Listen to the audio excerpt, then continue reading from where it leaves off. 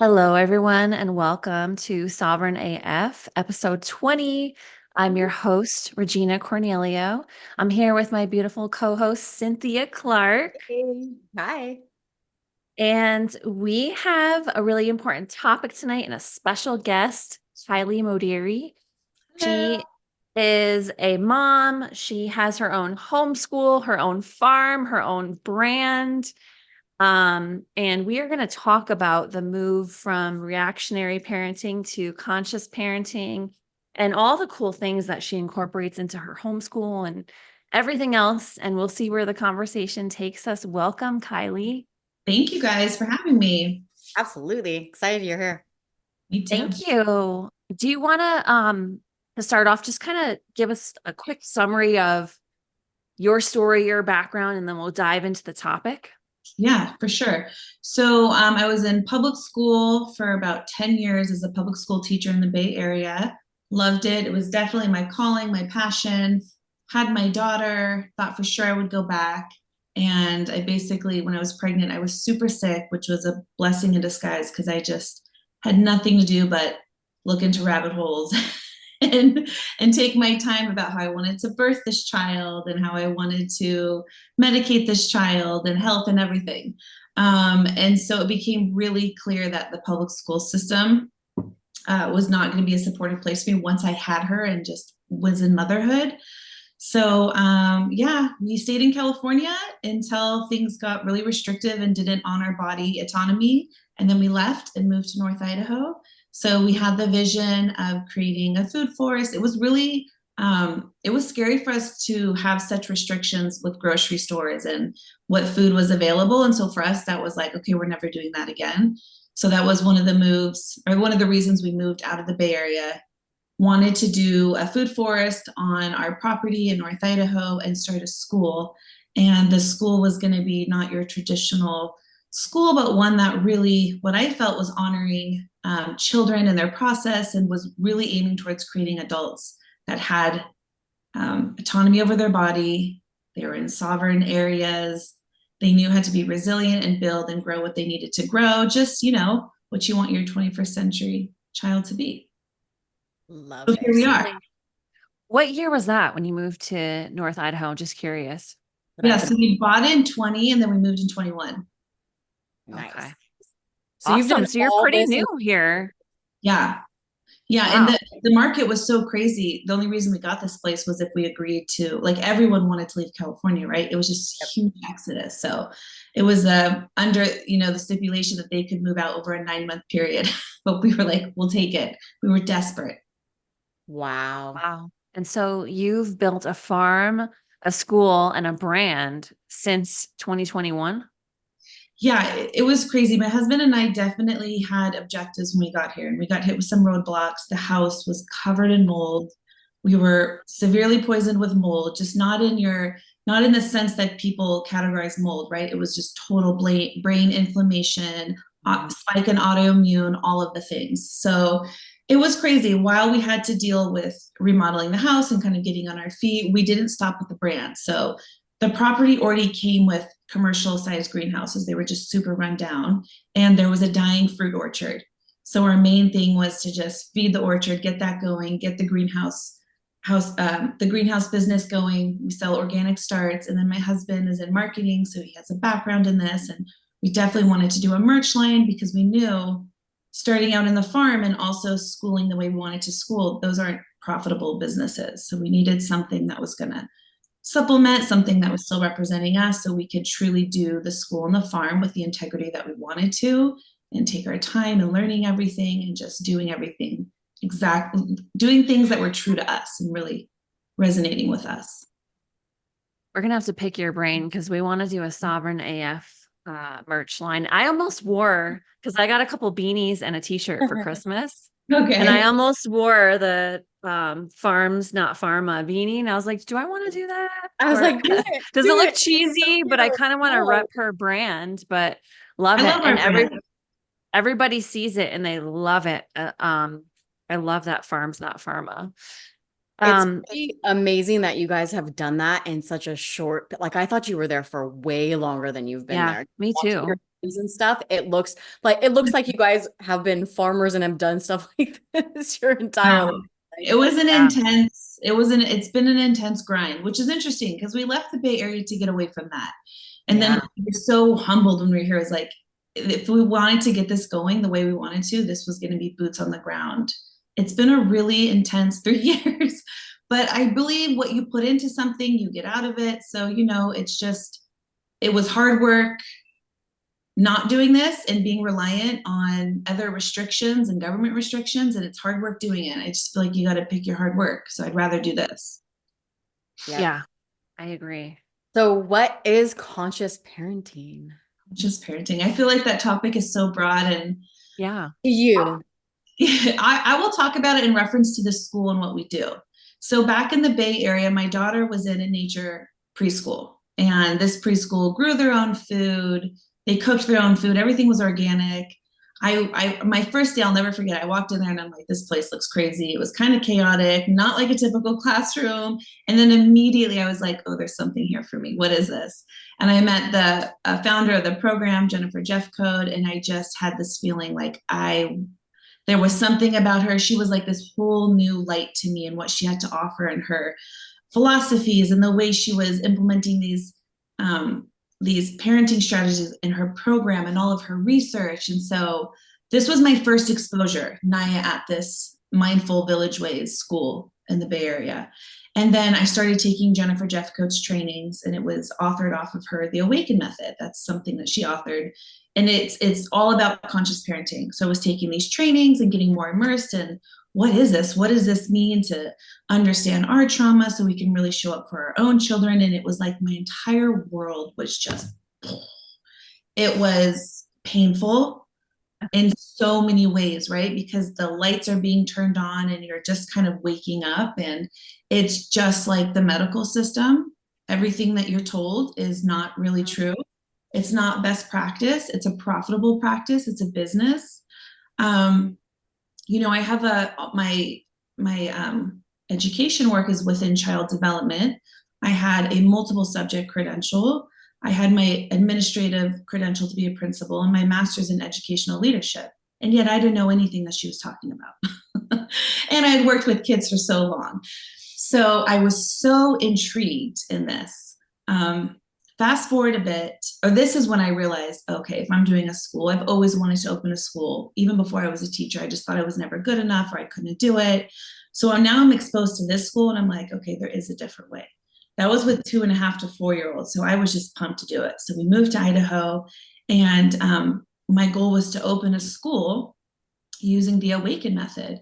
So I'll talk a little bit about the Awaken Method. This is Jennifer Jeffcoat's. Her background is in Steiner's work. She was a Waldorf teacher, studied under Carl Jung.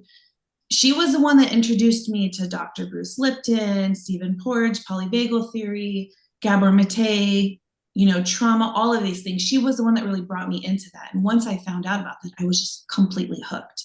So basically, conscious parenting in the way that we use it at Alpine Village School is being able to show up in a responsive manner versus something reactive, and really responding to the child's needs. So in order to do that, a couple of things need to take place. First, you need to understand what happens to you in moments when you get triggered and activated. You need to understand physiologically, where does your body go? So that kind of brings in Dr. Porges' work. Are you a fighter, a flighter? Do you collapse? You need to understand your nervous system. That's such a crucial part of this.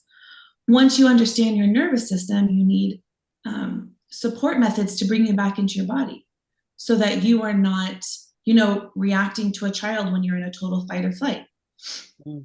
And then a deeper layer under that is even understanding what are your triggers and understanding how you're never reacting in the present moment. These are things that are deeply rooted that go as far back as your childhood. So I do feel like nervous system and childhood trauma, these are things that are being talked about so much right now, right? And the focus is usually on adults. No one's bringing this in education. No one is taking what we know about the nervous system, what we know about trauma, what we know about how our body stores trauma and reacts to triggers in trauma, and how can we take that into our parenting and then bring that and train teachers and then bring that into the school so that these children can truly show up in their full expression with however they are in that moment, feeling what they're feeling. And we are not, one, taking that experience away from them. We're not trying to fix it, but we're trying to guide them through and facilitate them, help them learn coping mechanisms along the way that are developmentally appropriate. So a huge aspect of our program is parent education, where we're teaching parents all of that I described. So 2 hours almost every month, they're meeting with us, and we're going through Jennifer's developmental layers, but it's off of, Gabor Mate, Peter Levine, Carl Jung, all these other researchers that she's pulled in, plus her own expertise. She's a pre and prenatal birth psychologist and a somatic therapist. Nice. So that's kind of, a big overview of what it is. It's not gentle parenting. It's not an authoritative style. It's none of those. It's really understanding your own trauma when you are not seen and when you are not heard. What part of that still needs healing, so that when your child has these moments, you can truly show up and respond instead of reacting from past triggers that you're not even aware of. I love that. I'm like grinning ear to ear because I don't know if you know, but I'm a hypnotherapist and I work a lot with children. And I feel like that's the most beautiful part, is bringing this and teaching them these tools at such a young age, because none of us got that. And it should be in school. It should be in school everywhere, to learning how to breathe, learning your body symptoms and what to do and the tools to use from there, and how to work through any anger or all of those things. And mastering your mind, right? Yeah. That's I exciting. don't know if I shared this, Kiely, but I'm actually a former certified teacher, elementary school, and I have my master's in education. I didn't learn any of this stuff either. And I'm just sitting here thinking while you're talking, I'm like, man, I'm not a mom, but I need these skills and just to deal with other people. Yeah. We need these skills just to interact with other humans, children and adults. And we have a question in the chat. Maria wants to know, and we're going to get into all the things that you offer, but she just asked, do you also have online classes? No, that's something that I hope to do. Usually people who come through the program, they're like, this is amazing. Are you going to franchise this? And I'm like, no, because again, that goes into that prescribed algorithm thing that I'm not for. This needs to be so much more individualized. I had greenhouses on my property. This is what's been my background. So this is how I created it. Someone who doesn't have greenhouses should, reach into their community and decide what would be supportive for them. But eventually I would love to offer the parent education classes online and consulting, so people can do this. You don't need to have a teaching background. We need to get away from that. We're trying to move away from all that indoctrination. You need to have caring adults who are willing to go into this dive and look into how they can truly respond and be aware of their own body when triggers come up, and how they can, hold space for children and learn their learning spaces. So eventually I would love to do consulting to help people form these villages and get going, and then offer the parent education classes online. But since this is our first year and it's been such a crazy 3 years, I'm also this time really honoring my pace and just doing what I can do while I'm enjoy doing it. I don't want to stretch myself so thin that then it just is becoming work. I'm really enjoying this new pace of working really hard, but not doing too much. So is this your first year of the school, you mean? Yeah. Okay. Awesome. Let's dive into that. Tell us about your school and how it's different from other schools. Yeah. Okay. So I'll talk about the schedule of the day first. So there's a soft drop-off period. We're done rushing, trying to get up at 8 a.m. We're parents. We've had tough nights. Our kids need to sleep in. So 9:30 to 10. And really, if the kids are tired or whatever, they're just letting me know. This is a small group of students. We have 8 students. So it's a soft drop-off. The kids come, they get to play. We always have all the vegetables on the table so they can begin doing all their morning chores if they want to, or they can just play. And the morning chores are collecting eggs from the chickens and chopping up the vegetables. We always have a mom or a dad who's lead parent, so they're volunteering for the whole day. We prep everything. The parent is cooking. I create a whole organic menu. It's mostly vegetarian just because we haven't hooked up with a regenerative farm, but I'd love to incorporate the meats. And every once in a while, we have a parent who will donate some. So it's an all organic, beautiful lunch that they eat. After we do chores, we do our morning circle. So we're checking in with everybody. Kids get to do a body movement or share something, which is really fun. And then we go out for more play. It's all play-based. It's outside. What's so beautiful is that no matter what the weather is, if we're outside or inside, we're exposed to natural light all day, which people don't understand how that makes us deficient in so many other things. So there's a really big focus on health as far as being in the soil, connecting to our food. The students each have a garden bed, so they're growing all of their organic vegetables. So just even that part of being a part of cooking the food and the energy that goes into that. We eat together. We'll do one activity a day, and it's either about something medicinal, we're making medicine, we're making a healthy cleaner, we're doing art, we're learning about an herb, but it's only one lesson. From really this young age, 4 to 7, the emphasis is on the relationship field where they get to play and they get to build relationships and learn how to be in their body and learn how to have experiences. And usually when the parents come in, there's a lot of triggers, there's a lot of activations because it doesn't flow like what we would call like a regular classroom. We don't force kids to sit down in morning meeting. If they need to get up and move, we want them to start making that body connection. And coming from a more traditional teaching background, that can be totally scary. Because you're like, what? One kid could take the whole class, then I lose control, and then what? And it's also stepping away from that mindset that I'm really just guiding them. This is not about me having to prove to a principal or a parent or someone else that they're learning. This is truly just for this short period of their life, they get to show up and just play and be who they are and learn about themselves. So there's a lot of things that we don't do that is a typical school. Just making their lunch alone, growing their own food, or the autonomy that they have to move. We don't ever force kids to do activities. If they don't want to do them, they don't want to do them. Most of the time they do, but they also really just love playing in the mud kitchen and getting muddy and making up wild games and running. And we had 6 beautiful weeks of sledding. And it was so intense and so fun, where the first day it's totally chaotic. They're running into each other. We kind of let it naturally evolve. They're learning, let's walk up one way and not run into each other. They're learning how to get down the mountain as fast as they can, how to carve their sled. There were so many other important skills that we went over just from 4 to 7, instead of making them sit, forcing them to write, forcing them to be quiet. They get to experience all the things, but it's out in nature and it's having fun with a group of people.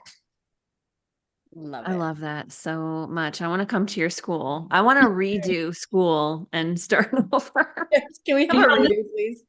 This process has been really healing for me as a teacher, because after you learn all this, you want to go back and just say, I'm so sorry. I was a beloved teacher, but my tactics were through shame and guilt and all of these things that we don't want to rear children become very controllable adults and very obedient, And so, yeah, the school has been really healing for me to just have grace on. I knew what I knew and I thought I was doing the best, but this is clearly something that resonates with me so much more. Yep. I It love reminds me it. so much of Waldorf. That's what I seeked out for my daughter too. And same thing. It was like playing and using their creative minds. And I mean, she knew how to like sew and knit and stuff at 5 and just use that. Like, she was making like full-blown dolls and stuff and playing outside and learning how to plant things. And she could name all these different trees as we walked by them. Like she still can. It trips me out. But like that was so important. I think what you're doing is such beautiful, amazing, needed work right now. Yeah, I think, and it's interesting, every time, you have conversations with parents and they're a little unsure, you just ask them, what do you want for your child as an adult? And so what does that look like now? Because really from 0 to 7, they're not wired to be sitting down, So what's really unique about our program too is the parent education. So we're bringing in these videos and creating workshops for them to understand different perspectives. And that 0 to 7, those kids are in a state of theta.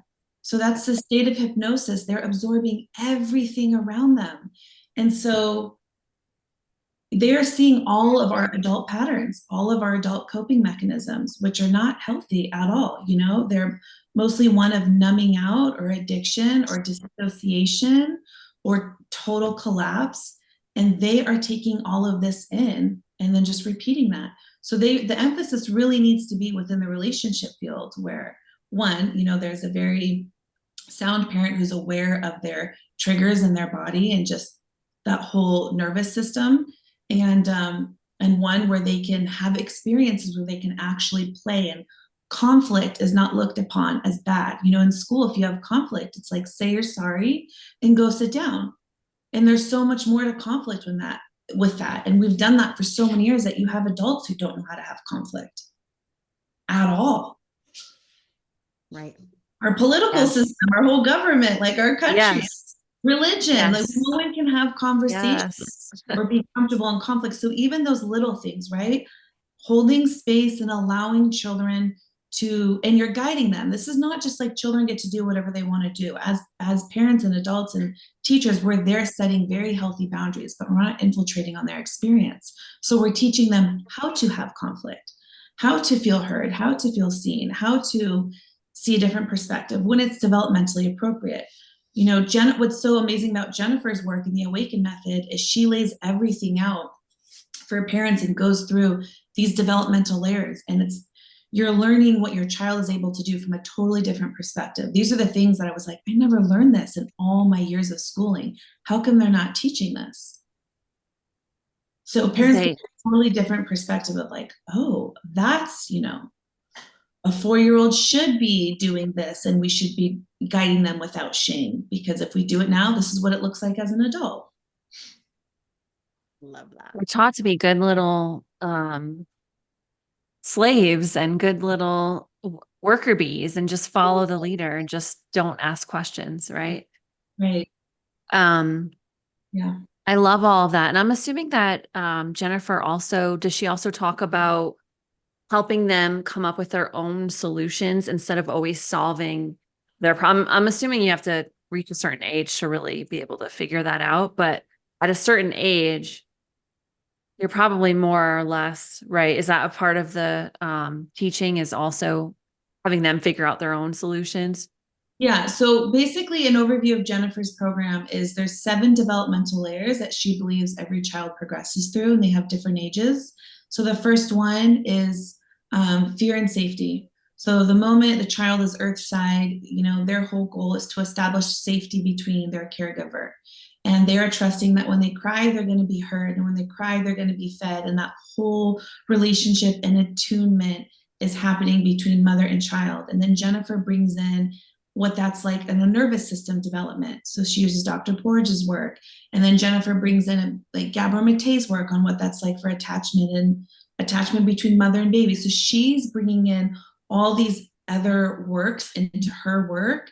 And then we go into and so then it's how do you show up in fear? And then how is your child showing up in fear? So she will list different behaviors. So that's what I love, is that you can start identifying, oh, I'm actually doing this when I'm in fear. Because you can't change, you know, how you're reacting until you can identify what it is first. It's your blind spot. Yeah. Wow. 95% of our day is unconscious. So to lean into that 5% consciousness, you're going to have to do some work and really figure yourself out. So she has these 7 developmental layers. So it's how we're moving in fear, how we're moving in guilt, how we're moving in shame, how we're moving in grief, lies, illusions, and attachment. And with those, she's breaking down the ages, she's breaking down expected behavior, how to hold space for them, different triggers that might have come up for us when we were younger. Because if you think about just how we're guided as a society and world, it's mostly through fear, guilt, and shame, lies, and illusions. Yeah. Especially the lower ones, right? Mm-hmm. So we have to have a good grasp and understanding on what is our relationship with those? Because until we understand that, are we able to change the trajectory? I feel like everybody needs to be working on this. I mean, again, not only to help parent and work with children, but to parent yourself and undo all the, you know. It's definitely an aspect of shadow work, you know? Oh, Yeah, it's totally absolutely. sure. And not to blame like our parents or anything, because I really believe everybody does the best with what they were given. Whether they search for more or not is another thing. But, you know, Right. I'm definitely not one that likes to sit here and my mom's watching right now anyways, but blame mom and dad, or, you know, I like to own my stuff, but there's a lot of work to do. Everybody makes mistakes, right? And it affects other people. And so there's always work to do, but it's always better if you can learn some new conscious ways to actually help people develop in a more beneficial way. And if you didn't, then you got to go back and like dive into that and redo it. And Yep. yeah, I'm literally thinking of adults that I interact with that are just super reactive and need to dive into this work. Yeah, and I think that like what was so beautiful for me going through this works is that you begin to have so much more grace. Everyone is doing with what they know, you know? And I don't believe that the society we live in now was created on accident. There was very intentional moves on Yeah. people, on villages, on women to separate, conquer, and divide. And so here we are, right? On the family unit. Yeah, absolutely. Exactly. And so even understanding parenting trends, you know, like my mother's generation was to be seen and not heard. That was the space that was held for her. So she is only going to be able to show up in a certain capacity because that's what was done to her. And you keep going back and you're looking at the parenting styles throughout the generations, and you get so much compassion and grace of like, of course they couldn't do better. They didn't know any better. And so that's what's kind of tricky now is sometimes it feels like the blind leading the blind. We're trying to create this space, but it was never done for us. So you are absolutely faced with shadow work because you're not going to be able to make it unless you know these parts of yourself, forgiven yourself for these parts, made different relationships with yourself in these parts, you know, and just overall have more grace in how you move. Yep.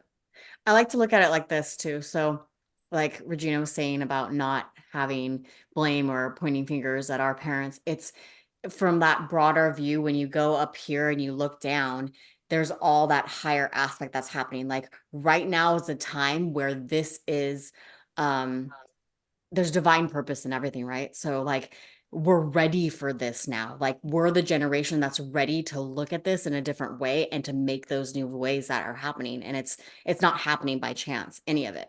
It's all unfolding the way that it needed to. And everything that happened before with our parents and that generation all unfolded the way it needed to. So there's definitely no blame or shame. It's just, it's a new way of looking at things and a new way of understanding. And I think that's so beautiful because it's so needed. I don't think it's new. I think it's hidden, and we're coming. It's resurfacing, right? We're reconnecting because, like you said, we're ready for it. We signed up for this. We're here for it. We're now reconnecting to this divine purpose of Right. what this is supposed to look like. Right. Yeah. I love I that. love this. I want to get her book. What was her last name again? Jennifer Jeffcoat. So she's with the Awaken Method. She also runs a school. She's in Oregon. She doesn't have a book yet. She will. But she did amazing workshops. So we just did a sisterhood workshop with her in our property. And again, it was looking at the relationship field and being able to identify the beautiful parts we have to offer, all the light, but also the shadow parts. How are we showing up in that? And what she does a really good job is connecting it all the way back to birth, because those are our first formative years. That's when we first start building relationships. So until we can really understand our relationship with our mother and our father and how that space was held, can we understand how we formed relationships as a child and how that's showing up as an adult? Because, you know, how many girlfriends do you have where you can have real, honest conversation, show up as you are, set boundaries, speak on your needs, and everything is a-okay? There's usually some tension or some not that many, right? So I like how she can bring everything back to birth, and that's her work, prenatal birth psychology. love it. I need to do some shadow work with her stuff. Yeah, no, I can definitely see this just blowing up, and you being out there consulting, coming to help me start a school. Me and Cynthia. This is really important work. And I really believe this is where we're headed with schools. And it's clear that, you know, our podcast is really about sovereign solutions. And we understand that all these systems in society are crumbling: the education system, the financial system, the government, the media, the medical system, all of it is crumbling. All of the darkness is coming to light. And then where do we go from here? What's next? What's the new way? And so that's what that's what we talk about here is solutions. What do we do now? In the meantime, either the bridge between the old system and the new system, or how do we build a new system and start to bring more independence and sovereignty? So, um, I'm not a parent, but I've seen a lot of different interesting parenting trends. And I try not to comment because who am I? I'm just some lady with a cat and like, shut up, right? But I've noticed, and especially as a former teacher, and I had a business as a life coach for kids and teens. That was a lot of fun. And I saw a lot of just interesting parenting trends. And I guess I'll just say, in a generic way, like ones that aren't benefiting either the parent or the kids and aren't raising, self-sufficient, critical thinkers, independent, sovereign individuals, So, and I don't think anything is by mistake, really. So it's really thinking outside the box and creating something new. Um, And just getting away from the labels, right? Because everyone is looking for the next trend. And this is about claiming autonomy. And this is about like, that's what usually people, they come here, they're like, oh, so you're like a gentle parenting. I'm like, no. And that is so broad, I don't even know what it means anymore. It's easy to start polarizing these trends and these styles. And that's exactly where they want us. They want us in a good or bad. They want us in a left or a right. yes. It's not about that. Oftentimes parents Yes. ask like, well, then how do I fix it? And it's like, I'm not prescribing you anything. I'm inviting you to look at your own life in a different way and areas that you were not seen or met as a child and how that may be showing up in your adulthood with your child. So then this becomes your journey of unwinding and reprogramming and finding your true self so that you can truly honor your daughter or your son's true self. Because we're not selling you a style and there's not a program to go through. And that's what's so different about her work and why I brought it into the school, because we're so obsessed and we're so terrified of our autonomy that we're just looking to latch onto the next thing. But then they just ping us against each other the moment we've claimed a Right. Yes. Yes. So much to unpack with what you just said. So important. And I see this all the time. And a lot of people are exiting these different ideologies in life, whether it's religion or a political party, etc. And then they're like, well, where do I go now? Like they feel like they have to assign themselves to a group, to a label. And like, I don't subscribe to many labels at all. I mean, I create my own group. I'm not religious. I've never been religious. I've never been political. I always knew that system was total trash. If I had, obviously I have my different beliefs and I probably lean towards a side, but I know that a two-party government was set up for division. I don't align with that system at all. right. And I think people are still looking for someone to save them and they want someone to fix them. And they're like, hey, Kiely, what's this? Fix my kid, fix me. But it takes actual work to do it yourself. Mhm. Yeah. And what I've learned is we get out of this mess. That's the only way. say it again. That's the only way we get out of this mess. Right. Yeah, Well, and it's do not the our actual fault. work. Not to play in like total victimization, but it's not our fault. Like going back so long, our autonomy is taken away. If you just think from the beginning, the moment a woman gets pregnant, it is like you're going to the doctors and you're you're outsourcing information. We've lost the ability to be in tune with ourselves, how we want to carry the baby, what feels right, how we want to birth the baby. From the beginning, that baby then goes into their first system of preschool and it just goes from there. So I think it's natural and it's to be expected that there are going to be a lot of people who are terrified of their autonomy because they've never built a relationship with it and one that was safe. So there's that whole learning curve too, right? Some people like, sign me up, let's go. This place exists, this feels good. And other people are like, I don't know, that's too much autonomy. So how has it been for you with different kids and families? Have you seen a mix of some people are kind of shell shocked? Well, now I got to figure this out, or like how's the response been? I think everybody is, and I think that's normal too. You're literally just like pulling the blanket off, right? Or like the blindfold off. That's what I was. That was for sure my experience. To say that I wasn't nervous that I was going to hit major resistance my first year would be a lie. I was prepared for everything. And I got 7 families, we're the 8th, that came in open-minded. And whether or not they had moments of cognitive dissonance, which I'm sure they did, they continued to show up for parent education. They continue to ask questions. We almost have a dad for every mom in the program that are able to show up there. Grandparents come and ask questions. It's been Aw, the most I beautiful. love that. Everyone has just showed up super curious and coming to get more information. What it looks like at home, I don't know. And this is everyone's first year, you know? So I think people are grasping onto what resonates, but if anything, they're showing up and they're asking questions. And this is definitely a heavy parent involvement school. So I've been super, super lucky with the group. I also think, you know, your vibe attracts your tribe. So the intention was put out there to call in this group, and I couldn't have asked for a better first group. It's been really amazing. That's awesome. I wish you were closer. I know. I want to visit, and I wanted to go to your, I saw your sisterhood thing, but I think you're like 7 hours for me. I'd have to plan ahead Yeah. to attend I anything. was telling Regina, I was like, Idaho's that big. Yeah. Oh, yeah. Huge, actually. I just want to remind the Facebook group, if you have any questions, especially about parenting, homeschooling, please drop them in the chat. Feel free to ask questions. I'll try to get to them. How do you see the school evolving over time as you get more families and as the kids get older? How do you see like your day-to-day curriculum and what you're doing with them evolve? Yeah, no clue. And all honesty. But I think that's part of the journey. I have also relinquished a lot of control. You know, coming from the public school system, like you plan your curriculum for the year, you have everything to go. How can I plan curriculum if I don't even know what the needs of my students are in the relationship field? Yeah. So it's a totally different approach. We have an idea of the herbs and things that we want to cover, but ultimately they are letting me know what they're ready for. I am watching them unfold on their own timeline, and we're there to support them.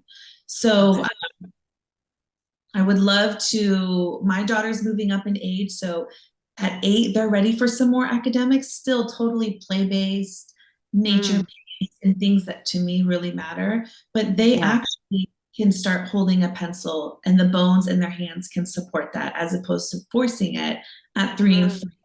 And they do have a little more attention span to go a little deeper. So definitely small things. And then like, you know, what would it look like on a middle school level? I would love to find someone with a property that would support the middle schoolers, get really cool things like zip lines and other fun things. We don't want to take away their playground. We do that, right? Middle school, it's like no playground. It's why the kids need to play. They still need to risk take. But eventually someone with a different property and consult with them on creating a little micro village for them. Our school only runs 3 days a week, and that's plenty. 3 to 4 day weekends are where it's at for rest, recovery, family. You know what I mean? Travel. So I would want to keep that schedule and just keep the emphasis. This is not like work, grind, work, grind for nothing. A 3-day work week or school week. Love it. More than supportive. Work week. More than enough. Yeah. Love it. And I think it will naturally evolve as each year. I'm just taking it year by year. And I do feel like once I start putting it out there, the teachers come, the people come, and it's a beautiful unfoldment, but I'm trying to stay really present and not put myself so far that I'm just not here and enjoying and learning from this process. The first. Wow. Yeah. And so I guess I want to ask you, like, how do you you're doing 3 things at once. You've got homeschool, you've got a farm and a brand. What is taking the most of your time out of those 3? So the way my husband and I have designed it is we're 50-50 on everything, but I run the school. I'm primarily the school. I create everything. I do everything. Okay. He spearheads everything farm and brand. So we meet sometime during the month. We go over the schedule. We go over the brands we're working with. We go over the merchandise collab, whatever's going to happen. We go over everything. We schedule it out. He spearheads farm and brand, but no big decision is made without me. And then I do everything school. And then we raise our daughter. It's really chaotic right now, but I hope we're just getting some roots in place and then we can kind of lighten the load a little bit. That's awesome. Oh, wow. Awesome.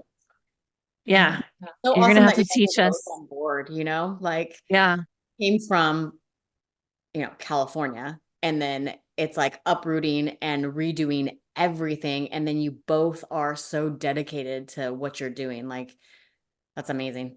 Thank you. Thank you.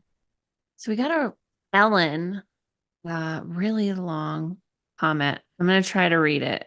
I don't know if there's questions in here.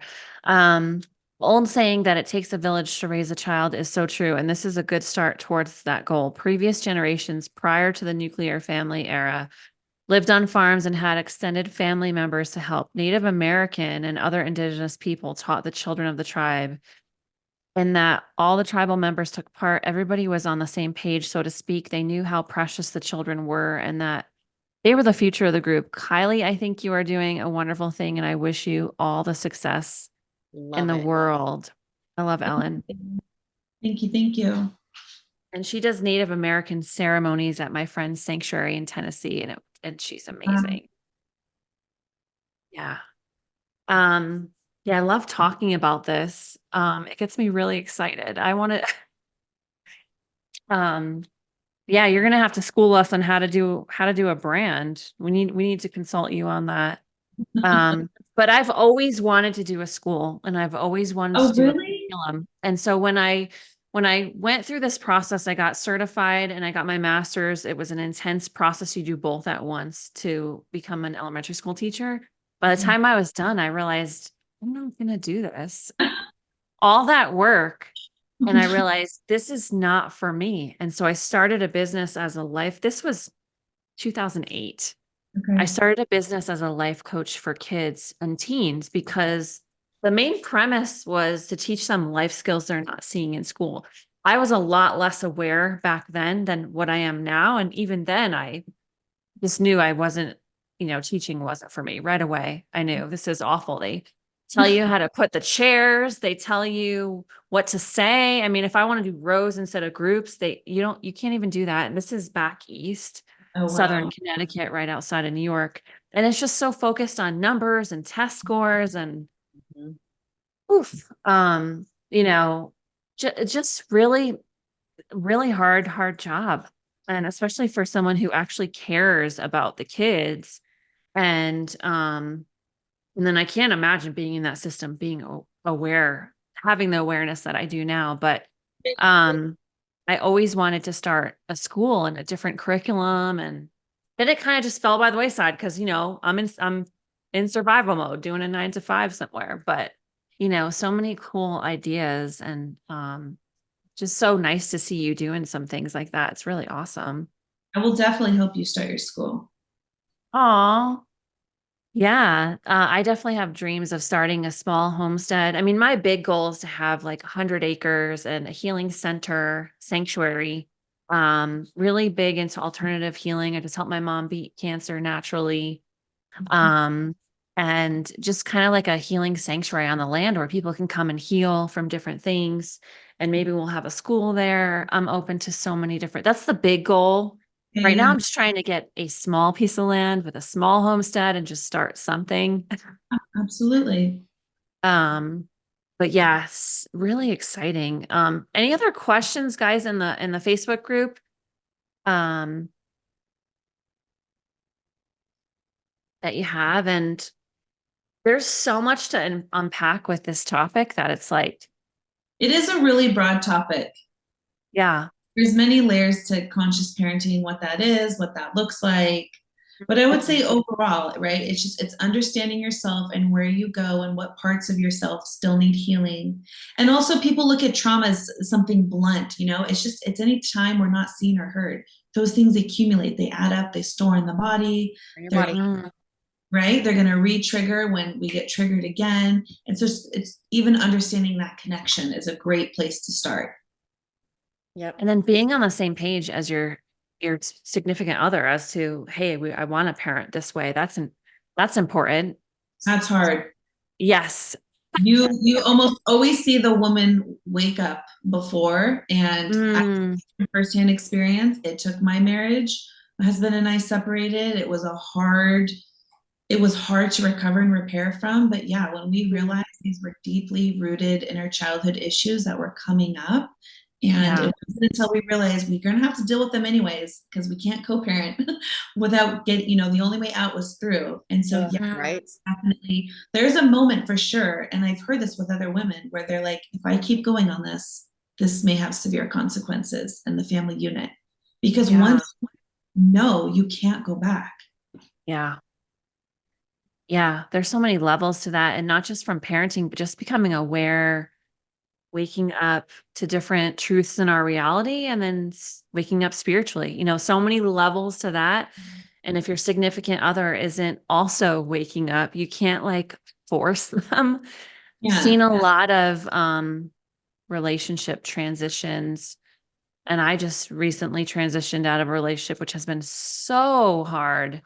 Um, just over the past few years, as a lot of people are gaining more awareness of what's really going on in our reality. And then they're also diving in spiritually and waking up, having a spiritual awakening. And it's hard. I can't even imagine right now dating. I mean, I just want to give someone like 100-page survey and be like 100-question survey, and be like, here, fill this out.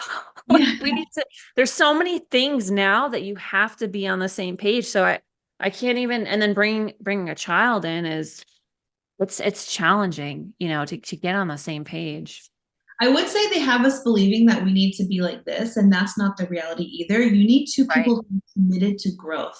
It can Right. be like this, and it most likely will be like this. You need two people who are committed to Doing the work.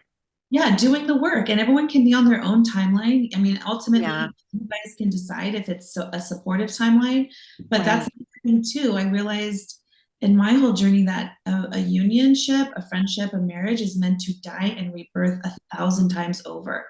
The Just death, like we do. Just like you do, Yeah. right? exactly. Yeah. Yeah. I love that. I love that. And it's almost impossible to be exactly, eye to eye on everything, or at the same level, or at the same pace, or the same spot on your journey, but at least moving forward and committed to growth is definitely something that's needed. So we've got a couple comments here.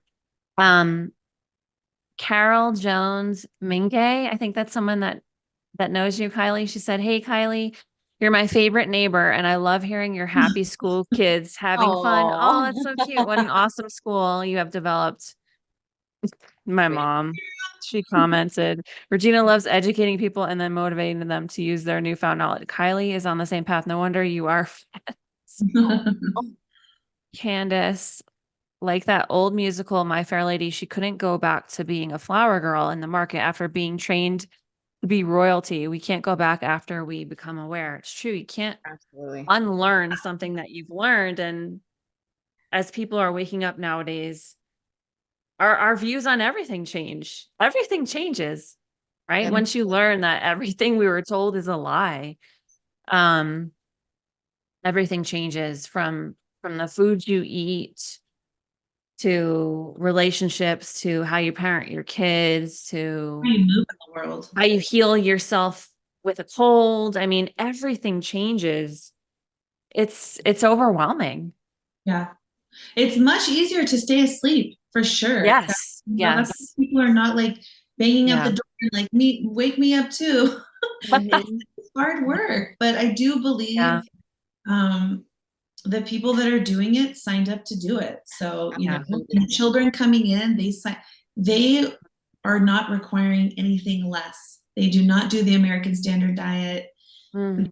Not do they are just highly sensitive kids. They're being labeled otherwise, but they are here to also say, wake up, this isn't working. We cannot keep moving like this. Yes. How old's your Yeah. daughter, Kelly? She just turned 7. Well, she turned 7 on Christmas. Oh, Oh, Yeah. it's a sweet. fun birthday. Um, yeah, no, I couldn't agree more. It's interesting times, and we're seeing more and more people wake up, and it's like living in two realities. It's Yeah. been a challenge, right? To interact with people who are either very asleep or mostly asleep. And sometimes I just stay quiet because it's not worth it.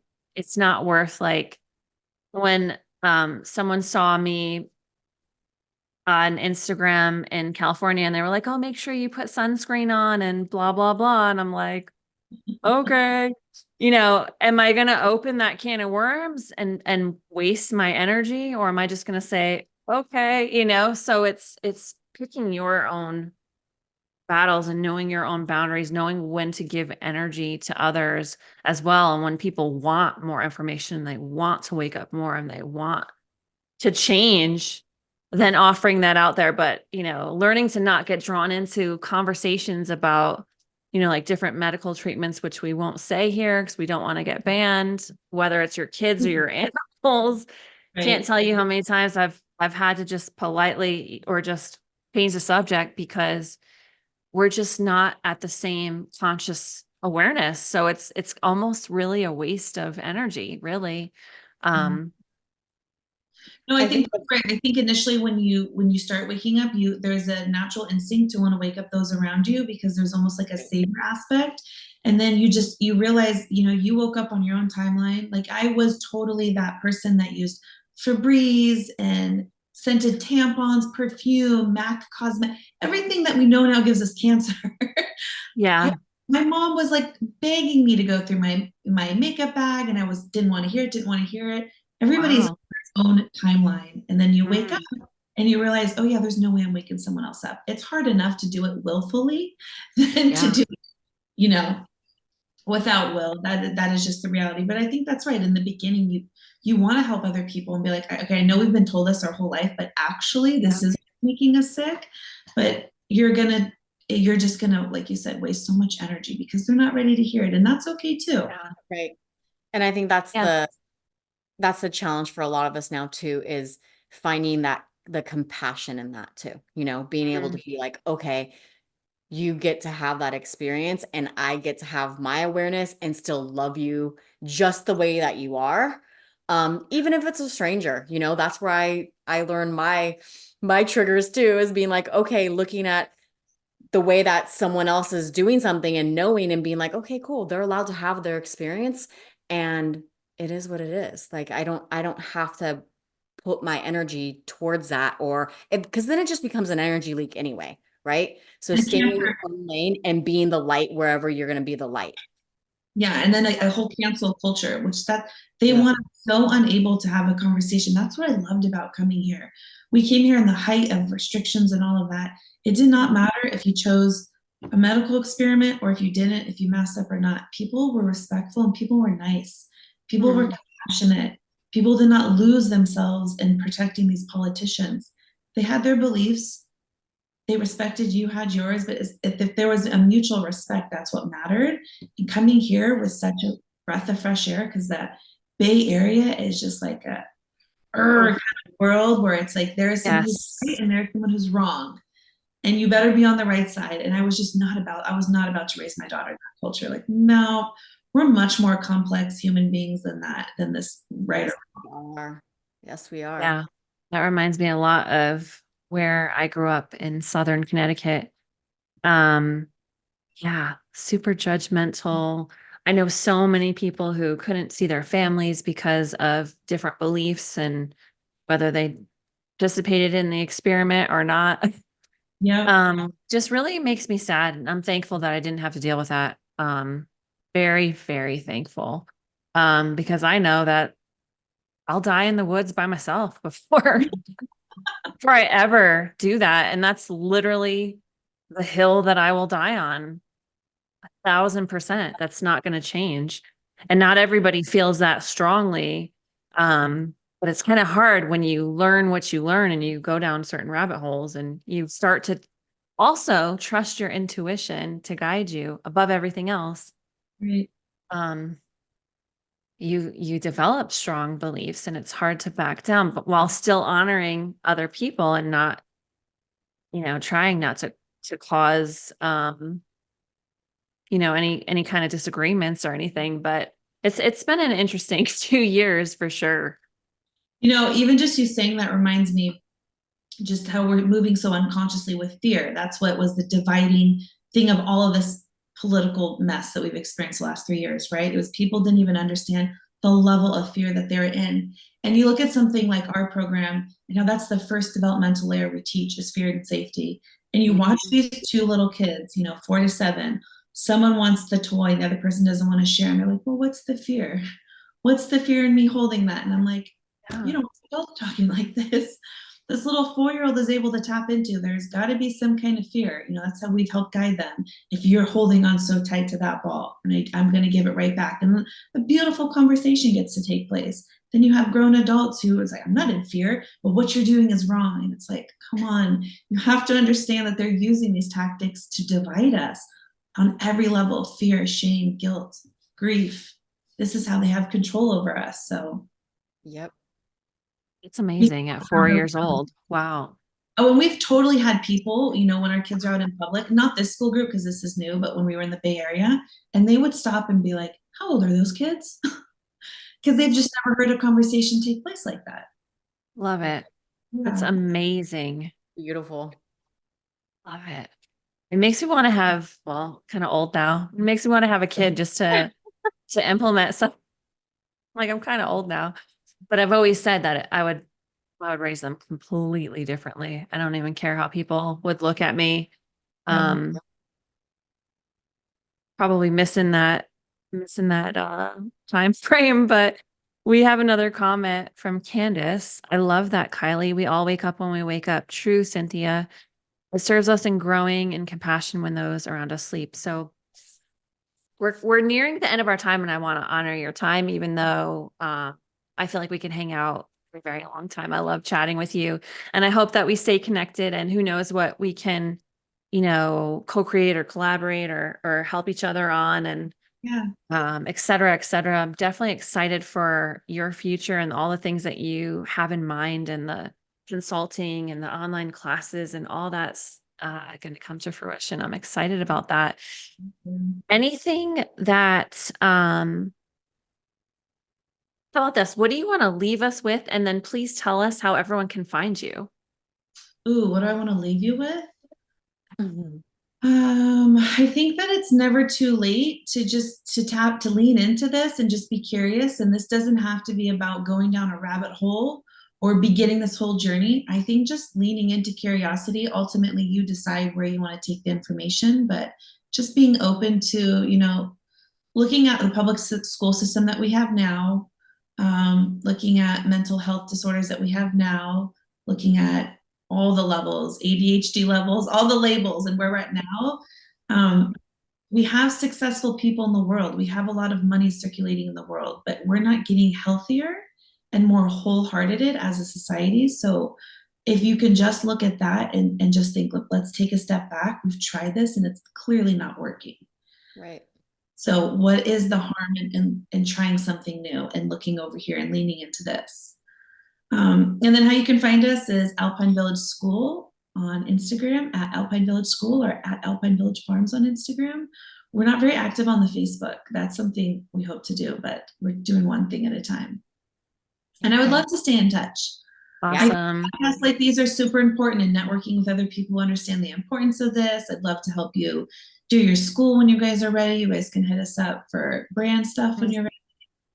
Let's take it. We definitely need help with that for sure. And when we get our website up and running, we want to list all of your resources and your future online classes or anything that you have going on for sure. Anything else that you want to add, Cynthia, before we wrap up? That's it. This has been really beautiful. And I guess I didn't understand the whole aspect of like what you guys, I love that you guys are really diving into the parents too, and like having them do their own work, because that's everything. And yeah, just beautiful what you're doing. So thank you so much for being here and being on. One that I think is really cool about our program, something that we're doing is bringing on other practitioners too. So like we have a chiro that comes twice a month, all tonal adjustments in the nervous system. So building out that as we're shifting out of these other systems, bringing in these other systems so that parents have resources. I thought that's what every school needs. We used to have that, like nurses, people to check our eyesight, hearing, and all that. Now we're bringing in the people that support this lifestyle. So That is awesome. And if you, as you expand to online resources, Cynthia specializes in hypnosis for teens and Oh, kids. cool. And I am a certified life coach for kids and teens and an energy healer, blah, blah, blah. There's a lot of cool stuff that we can kind of Yeah. chat about. And I got one last question. I'm going to save that for after the recording. Ellen has a question. But we'll wrap up the recorded version now and just hang out for a moment in the Facebook group. And then I'll let you go. So thank you guys so much for watching, everybody on Facebook Live, everybody who watches this afterwards on YouTube, Rumble, or listens on one of the audio platforms. We've had a lot of fun, and make sure you follow Kiely on all of her platforms. Stay tuned for all the cool things she has going on. Yep. And yeah, thank you guys so much for connecting with us today.